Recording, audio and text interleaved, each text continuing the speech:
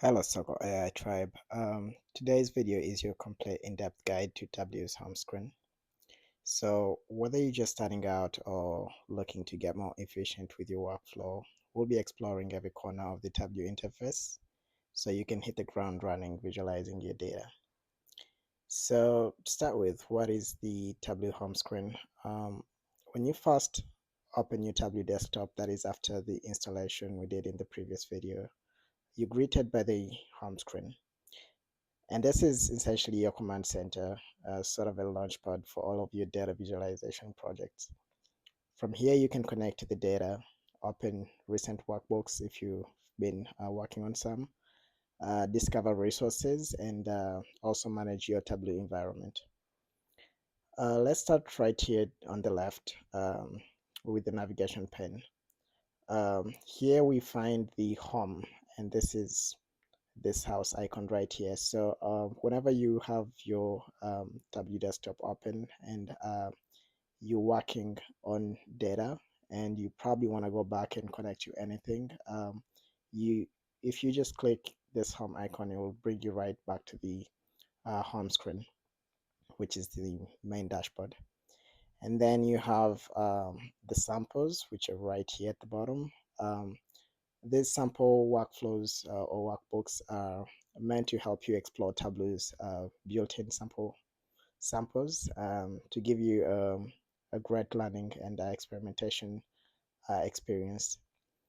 Back here to the left, we have the connecting to data options, and this right here, as we can see here at the top, it says to a file. So this essentially allows you to connect to any kind of file, whether it be Excel, text files, PDFs, and more. And we can see all of these listed here. If we click more, um, then it sort of allows you to be able to import any of the other files. As we can see here, all the other um, accepted Tableau file formats. All right, let's go back here. If we scroll down here, we can see the option and a connection to the server. This allows you to connect then to databases and cloud services, including connecting to the SQL Server, MySQL, Oracle, and all the other databases you might want to connect to. So let's go ahead and click more.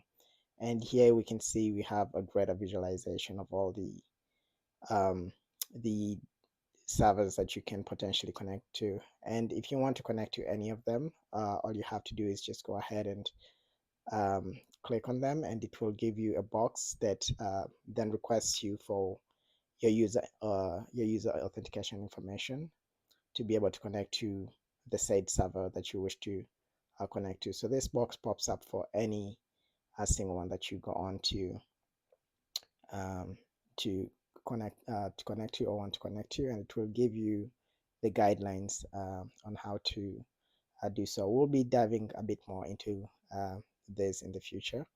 And if you have any trouble connecting to any of them, just feel free to share in the comments, and we'll be happy to guide you with that.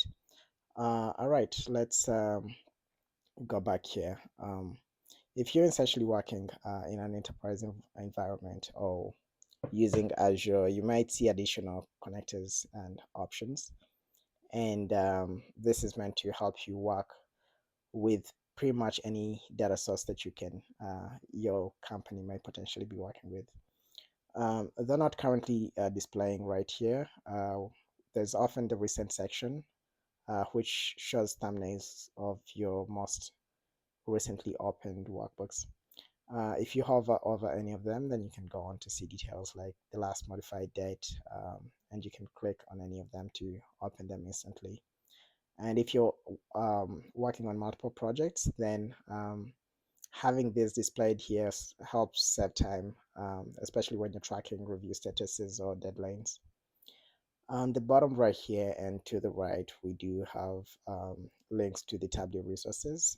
So you can find, like we already said, the sample workbooks, accelerators, and right here we can find different resources that if you clicked on any of them, that would redirect you um, to the Tableau website, which has further resources, among them videos and tutorials. Great for starters, so I'll definitely recommend those. Um, and also, it's important to note that Tableau has a large community forum, and it's important if you want to get tips and inspiration from other users as well. All right, now that we've dived a bit into that, let's look at some of the important things to keep in mind whenever you're trying to personalize your home screen. It's always important to pin your favorites whenever you work on projects, and they display here. Just right click on any of the workbooks or data sources and add it to your favorite section. Organizing projects, that means essentially creating folders or logical groupings for different departments or teams. And then if you want to remove any recent projects from here, all you have to do is just clear them from your workspace to make it look a little bit cleaner. All right, now that we've dived into that, let's go ahead and check some of the sample workbooks that we have here already. We see a Superstore workbook, and here it's extracting the data. We'll just give it a minute to load. All right, so as we can see from the sample workbook here, we see that Tableau allows you to essentially categorize data even geographically. As we can see here, these are different states within the US, and we can see um, uh, other kinds of data like the consumer data, corporate data, home office, furniture, office supplies, and technology. Um, and again, this allows you for essentially creating essentially it allows you to be able to create categories and then later on filter according to the data that you want. If you can look here in the right pane, we see uh, a filter for that. So if we were to drag any of these right here, we would notice that the data would also immediately change, right? And if we were to also drag anywhere on the profit ratios, we see that changing data right here. And if we also wanted to switch between the regions, for example, central region, let's go ahead and click that. We see the focus going towards that. Let's go to the eastern region. And again, the data right here and also the geographical location changes right there from within the dashboard. Let's go ahead to the south. And we can see here at the top as well that everything is changing. So this is a good example of an interactive dashboard that definitely offers a great user experience and being able to focus on the data um, that is being queried at the moment. Let's go ahead and look at the West as well. And there we go. We see only the stats from the western um, part of the US being showcased. All right. Right here we can see shades, and we're going to be going a bit more into details about this later. But essentially, shades are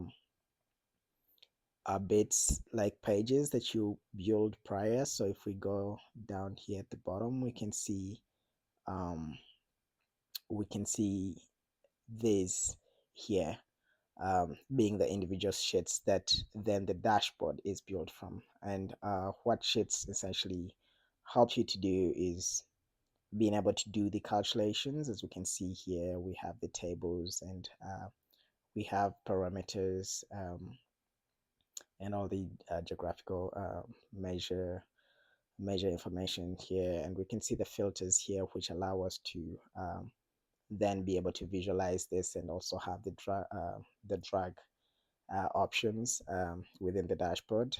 Here we can see clearly that the data is being sorted as per the years, allowing you to choose in between the ones that you want. And we can see visualizations clearly being drawn up here within the worksheet level. But we'll be going more into this in future videos. So for now, let's go back to the home section. And as we were saying earlier, whenever you work on projects, they go on um, to share here, and we can see here as well on the top left there is the option to pin the workbook. So if you're interested in keeping this workbook here for the future, all you have to do is just click on that, and now we see that it's highlighted in blue. And if we wanted to take it off, then there we go. The red X would do the magic for us. We can also go ahead and explore this one as well. And we see that it brings this is still showing the superstar data. This is supposed to be for world indicators, so just a moment.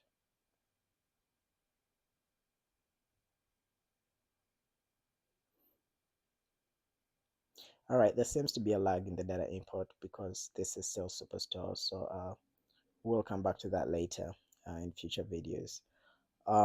But yeah, essentially, as we've already looked at, we do have the dynamic filtering and the category views.